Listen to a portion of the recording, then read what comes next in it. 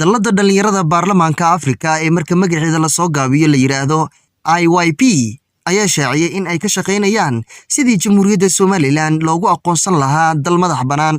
dalladan oo lagu aasaasay dalka Kenya sanadkii 2003 isla markaana ay ku jiraan dhalinyarada Afrika ee 54 dal ee xubnaha ka ah Midowga Afrika ayaa warmurtiyeed ay soo saareen waxay ku cadeeyeen in ay Somaliland u ogolaadeen in ay xubin ka noqoto dallada ay ku bahoobeen.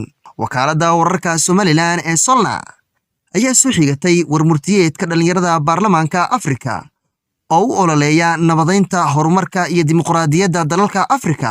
waxaana war-saxaafadeedkoodu ka dambeeyay kadib markii wafdi ka mid ahi ay booqasho ku yimaadeen Somaliland dabayaaqadii bishii November ee la soo dhaafay. waxaanay xaqiijiyeen maadaama ururkooda ay ku jiraan 54 waddan oo Afrika ah ay haatan dalka Somaliland noqon doonto dalka 55aad ee xubinnimadaasi ka noqota.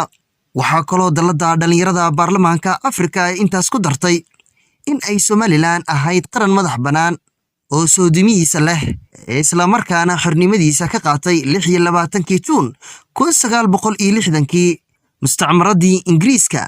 dalladan ee dhalinyarada Afrika ay ku bahaysan yihiin marka magaceeda la soo gaabiyo loo yaqaano IYP waxa ay ugu baaqday Midowga Afrika iyo qaramada midoobay in ay xushmeeyaan sohdimada iyo madax banaanida Jamhuuriyadda Somaliland. waxaa kaloo ay u soo jeediyeen dalalka Afrika in ay xiriir dhaqan-dhaqaale la yeeshaan Jamhuuriyadda Somaliland.